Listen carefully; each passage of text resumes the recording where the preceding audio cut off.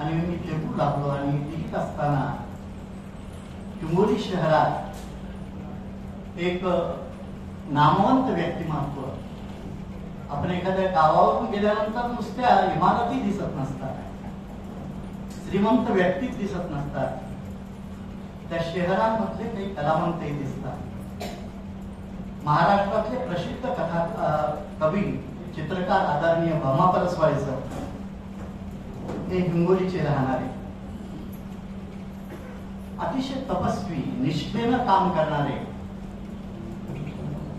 आणि शब्द तोडून मोजून मांडणारे मराठीतलं एक नामवंत व्यक्तिमत्व, ज्यांच्या हस्ते त्या पुस्तकाचं प्रकाशन होत आहे याचा मला अभिमान वाटतो आहे. अलिप्त कसं राहावं हे त्यांच्याकडनं शिकायला पाहिजे. इथे अनेक व्यक्तिमत्व आहेत. त्यानंतर आमचे मित्र अशोक अर्धापूरकर, गंगाधर पटणे यांच्या संदर्भात मी बोललो. आणि एखादं शहर हे नुसतं शहर नसतं, तर शहरामधल्या सांस्कृतिक चळवळी या त्या शहराला आकार प्राप्त करून देत असतात. हिंगोली शहरातील बेंडे एकांकिका स्पर्धा समितीमध्ये मकरंदानासपुरे असो किंवा यासारख्या अनेक उच्च कोटीचे लोक तिथे आपल्या एकांकिका सादर करून गेले.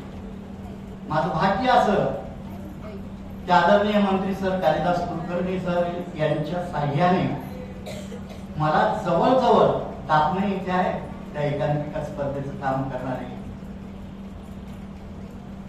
250 एकांकिका वाचण्याची संधी मिळाली आणि माझी तळवेदना पुन्हा जागी झाली.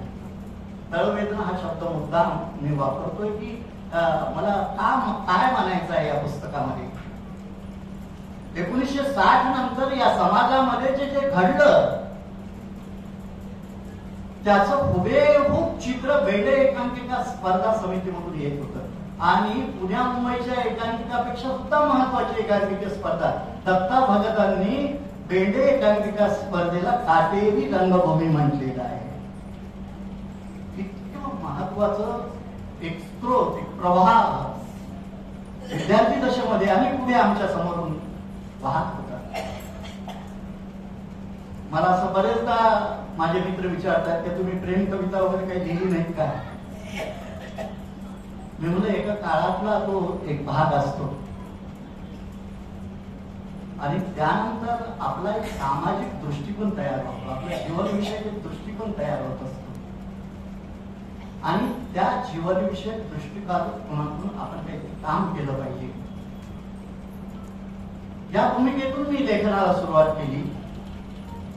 माझा गलप आलाप, माझ्या प्रयोगशील दिवसात आणि लढा या सगळ्या काव्यसंघातल्या ज्या कविता आहेत या कविता 1975 नंतर या समाजामध्ये ज्या ज्या घडामोडी घडलेल्या आहेत त्या घडामोडींना स्पर्श करणार आहे. आपण पाहिलं की स्वातंत्र्य मिळालं आणि स्वातंत्र्यानंतर लगेच जे मूल्य आमच्या समाजात रुजल्यात गेले होते त्या मूल्यांना फाटा देणारी अशा पद्धतीची संस्कृती ही पुन्हा निर्माण झाली. एका बाजूला सामाजिक बांधणी करण्याचं काम, समाज बांधण्याचं काम, लोकशाही टिकवण्याचं काम आणि दुसऱ्या बाजूला लोकशाहीला भुईसपाट करण्याचं ही काम याच प्रयोगशील देशामध्ये घडलं. 1985च्या काळात